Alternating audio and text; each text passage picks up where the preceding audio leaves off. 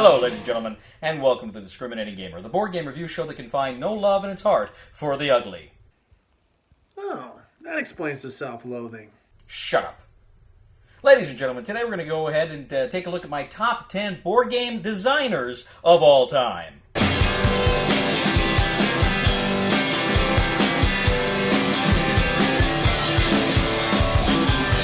Ladies and gentlemen, I realize that I have never actually looked at my favorite board game designers. I don't think I ever have done a video specifically designed to talk about my favorite designers. I might have years ago. I don't think I ever have, though, and I thought I'd do that now. I thought I'd take some time and talk about my favorite designers. In fact, when I was taking my hiatus from The Discriminating Gamer while I was working on my comp prep, I just had the idea, maybe I'd like to talk about that at some point, and I just really, I should have been studying. I wrote down a number of my favorite board game designers, and I've been kind of refining that. And I decided I'm going to go ahead and give you this video where I talk about my favorite board game designers of all time.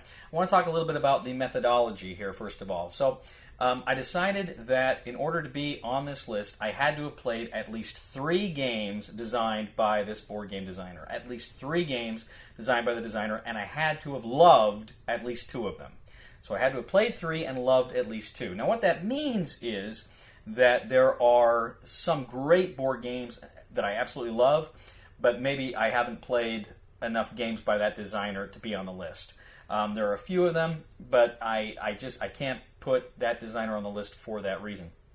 Also, it kind of begged the question, do I just put the designers that design my favorite games up first, or do I look at kind of the body of work? And I think, reached a balance there. I think I kind of found a balance between the sheer number of games that these people put out, good games these number of people put out, and the ones that I have really enjoyed.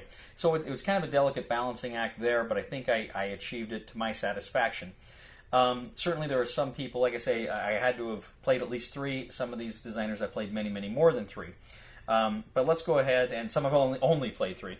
But we're going to go ahead, and first of all, I want to do my honorable mentions. So, first of all, my honorable mention is Tim Dalglish. Tim Dalglish with Columbia Games. He's produced a lot of great games, some of them war games. Pacific Victory was a great war game. He did The Last Spike. That wasn't a war game. That was a fun railroad game. You're trying to build railroads throughout the American West. Really good game.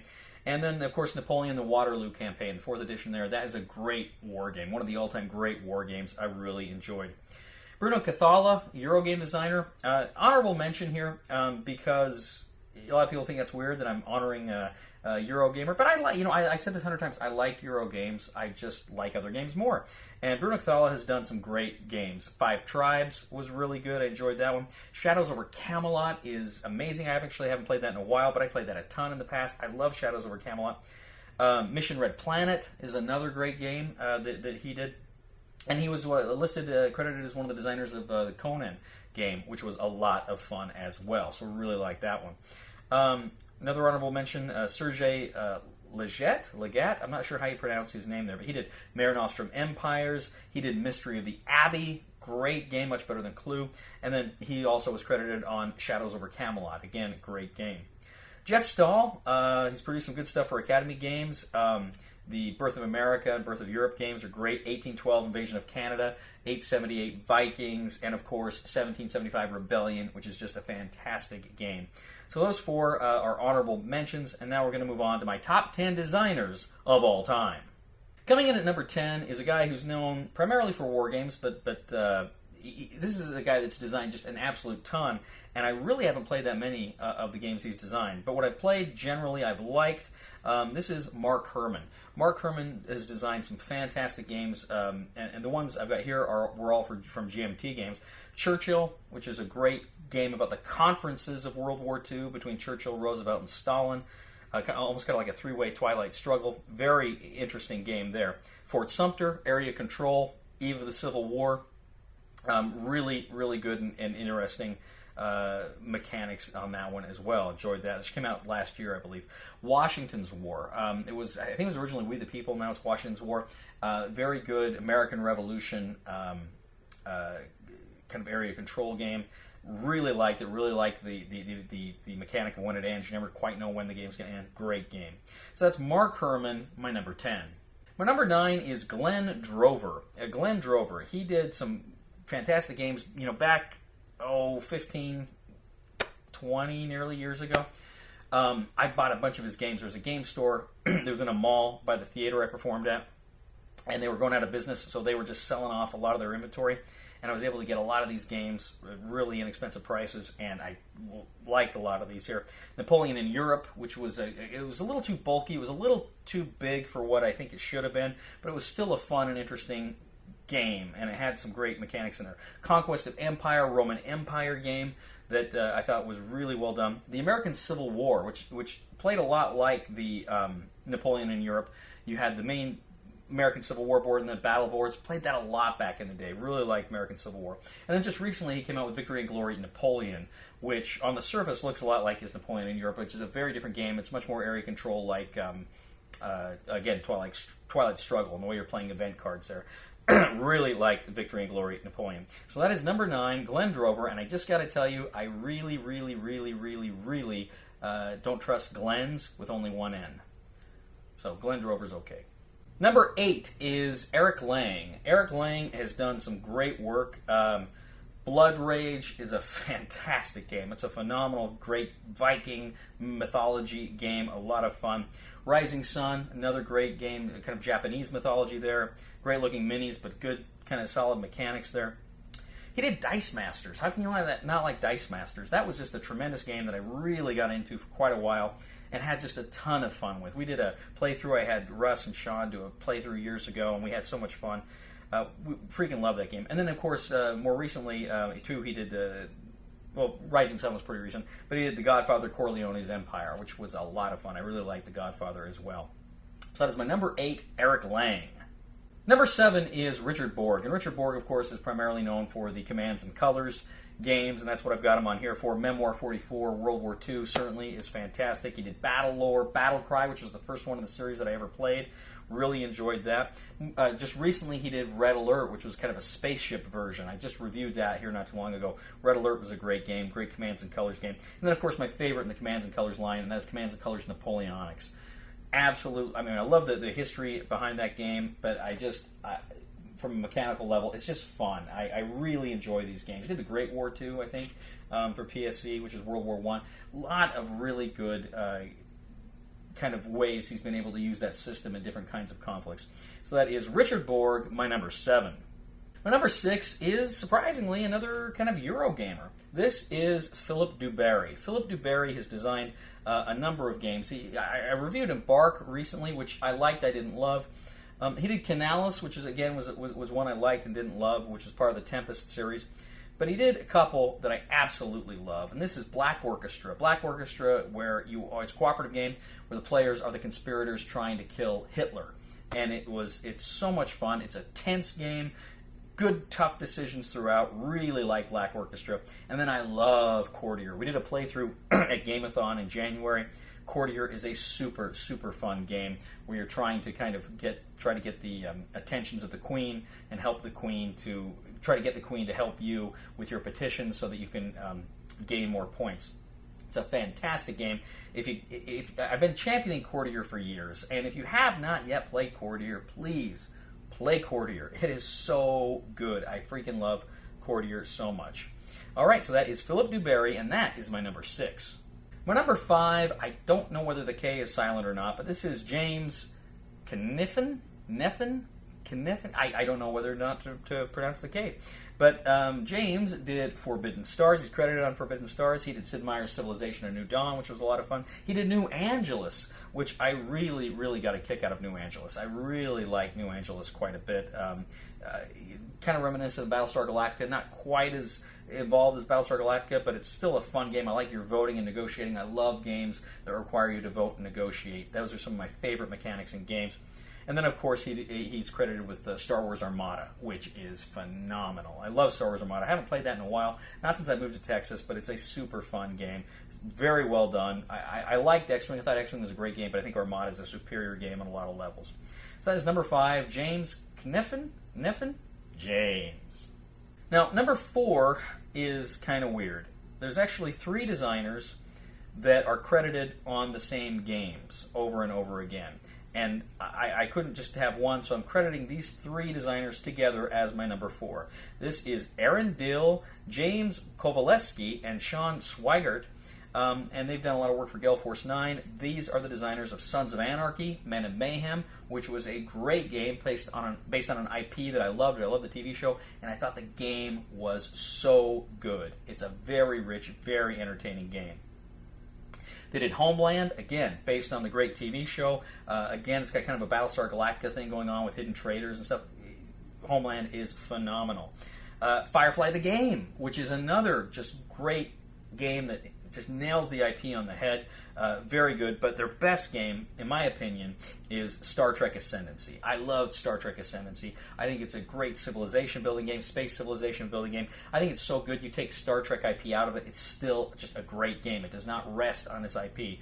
The IP is great, it helps, but it's just a great game. Still haven't played with any of the expansions. I would love to maybe at some point play and review some of the expansions for Star Trek Ascendancy. I haven't had a chance to do that yet, but I would absolutely love to, because I love that game. I love these designers. That's Aaron Dill, John Kowaleski, and Sean Swigert, my number 4. My number 3 is a designer who was also the head of a company here until recently, who designed just some phenomenal games that gave me a lot of joy over the years. So my number 3 is Christian T. Peterson. Christian T. Peterson, he is credited with, among other things, he's credited on Tide of Iron, which is a phenomenal World War II tactical board game. Again, this is one I haven't played in a long time. I got to break it out again. I brought it down with me. I haven't had a chance to get it out here. But Tide of Iron, if you like World War II tactical games, this is great. And it's got the minis in it, and you kind of build the little squads, and it's just a phenomenal World War II game. Game of Thrones, the board game, 2nd edition, another great game. I still haven't played with the Mother of Dragons expansion. I want to do that at some point. But it is just a phenomenal game, kind of loosely based on diplomacy, but there's a lot more nuance and a lot more interesting things you can do in this game. Really like Game of Thrones, board game, 2nd edition. Of course, he's credited on Star Wars Armada as well, which I already mentioned is a fantastic game. And of course, he created my favorite game of all time, Twilight Imperium, 4th edition. You see the show, you know I love that game so much. We did a playthrough of it in January at Gameathon. It is so much fun. That is the big, epic science fiction space adventure. About 2 or 3 weeks ago, I actually played it with a bunch of other grad students here in Texas, and we just had a ball. It was so much fun. I love Twilight Imperium 4th edition. It's just, to me, that's what playing board games is all about. And so Christian T. Peterson, a big thank you for bringing that game and these other great games, and for your leadership at Fantasy Flight. I'm hoping the company keeps on the same track without you, because you did such a phenomenal job there. So thank you for that. So number 3 designer is Christian T. Peterson. My number 2 favorite designer is a fellow who one of his games was number 1 on Board Game Geek for a long time. This is, of course, Jason Matthews. Jason Matthews has produced some outstanding games. 1960, The Making of a President. 1989, Dawn of Freedom, and of course, Twilight Struggle. Why do I love these games? Why do I love this kind of system? It's because I can't think of any other system, particularly a 2-player game, or maybe any game, that forces you to make tough decisions like these, like Matthews' games do. Now, he's had co-designers on each of these games, but they weren't on all 3, so that's why I'm singling him out here. His games are so much fun. They're great contests, great back and forth, and I absolutely love these games. I think they're all available currently through GMT Games, so check those out if you get a chance. That is Jason Matthews, my number 2. And finally, my number 1. Now, this honestly was kind of a no-brainer. I've known for a long time he's my favorite designer. I don't think I ever fully enunciated it on the show, but I probably have people could probably figure it out. If they didn't think it was Christian Peterson from Twilight Imperium, they would probably think it was this designer, because again, I love his stuff so much, and I make no bones about talking about his stuff. This is Corey Konozuka. Corey Konozuka from Fantasy Flight Games has designed so many games that I love so much. Eldritch Horror, which is amazing. Mansions of Madness, which is a great game. Star Wars Imperial Assault, which is a game I enjoy, not one of my favorites, but I recognize how much people love that game and what a big deal it was when it came out. I do like it. That's not one I necessarily love. Tide of Iron, he was credited on. Twilight Imperium 4, he was credited on. But I got to tell you, ladies and gentlemen, if he did nothing else in his entire career, as far as I'm concerned, he would achieve the status of Grand Master of Board Game Designers for either of 2 board games that he has designed. Star Wars Rebellion, which I believe is the best Star Wars board game ever produced. Best Star Wars tabletop game ever produced, bar none, in my opinion. I love Star Wars Rebellion. We did a playthrough of it here just a couple of weeks ago. Love that game. And even more so, Battlestar Galactica, the board game. Now, Battlestar Galactica, the board game, is the game that got me away from just playing war games into the wider world of gaming. It's the game that showed me just how fun these new and unique mechanics can be and just how immersive a board game can be in its theme. I've said this before many times. There is no game on the market today that better captures its IP than Battlestar Galactica. And right behind that is Star Wars Rebellion. He has a way of tapping into the feelings and the emotions that you get from watching those movies and the TV show and making a game around it. And that's so cool.